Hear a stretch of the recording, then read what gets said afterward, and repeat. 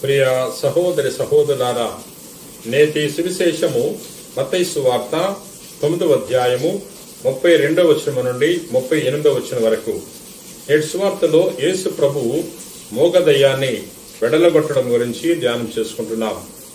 ఒకరోజు ప్రజలు ప్రభు చెంతకు దయ్యం పట్టిన వ్యక్తిని తీసుకొచ్చినప్పుడు ప్రభువు గద్దించాడు. అధికారముతో ఆజ్ఞాపించగా ఆ వ్యక్తిలో ఉన్న మోగదయ్యము వెడలిపోయింది. ప్రియ సహోదరి సహోదరులారా, ఆ వ్యక్తి మాట్లాడటం మొదలుపెట్టాడు. అది చూసిన అక్కడ ప్రజలందరూ కూడా ఎంతో ఆశ్చర్యపోతున్నారు. ఇటువంటి గొప్ప కార్యము మన జీవితంలో ఎప్పుడూ చూడలేదు అని దేవుని స్తుతించారు, మహింపరిచారు, గణపరిచారు. కానీ అక్కడున్న పరిసయ్యులు మాత్రము వ్యతిరేకించారు.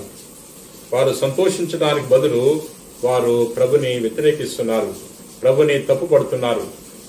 ఈయన దెయ్యాలు వెళ్లగొట్టేది దేవుని యొక్క శక్తితో కాదు, దెయ్యాలకు అధిపతి అయిన బెల్జెబూల్ సహాయముతో ఈయన ఈ కార్యాలు చేస్తున్నాడు అని ప్రభుని నిందిస్తున్నారు. ప్రియ సహోదరి సహోదరులారా, వారు సత్యాన్ని కళ్ళారా చూశారు, కానీ సత్యాన్ని వారు గ్రహించలేకపోతున్నారు.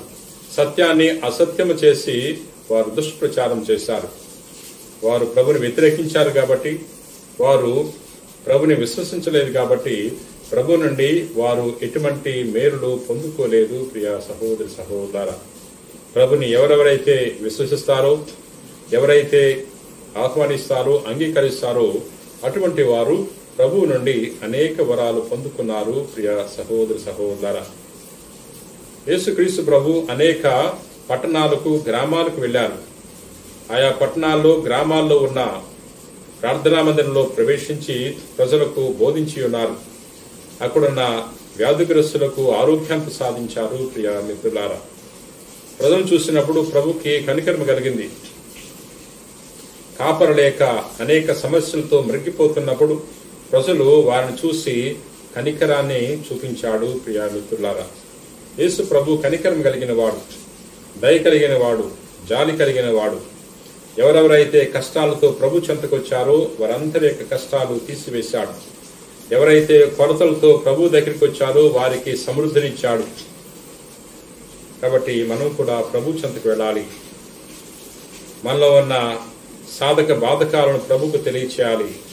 మన యొక్క సమస్యలను ప్రభు ముందుంచినప్పుడు ప్రభు మన యెడల కూడా దయ చూపిస్తాడు, తన కనికరాన్ని చూపుతాడు, మనకున్న ఇబ్బందులను, ఇక్కట్లను తీసివేస్తాడు. ప్రియ సహోదరి సహోదరులారా, యేసు ప్రభు తన శిష్యులతో ఈ విధంగా తెలియజేస్తున్నాడు: పంట విస్తారము, కానీ కోతగాండ్రు బహు తక్కువ. కాబట్టి పంట యజమానికి ప్రార్థన చేయండి, ఎక్కువ కోతగాండ్రును పంపటానికి అని తెలియజేస్తున్నాడు. ఈ లోకములో సువార్తను ప్రచారం చేయటానికి మనకు సువార్థికులు కావాలి.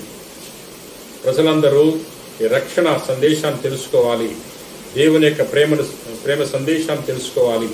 దానికి మనకు సువార్త పరిచయం చేసే సువార్థికులు కావాలి. మనందరూ కూడా సువార్థికులుగా తయారవ్వాలి. సువార్తను చదివి ధ్యానం చేసిన మనము ఇతరులకు సువార్తను చాటడానికి ప్రయత్నం చేయాలి.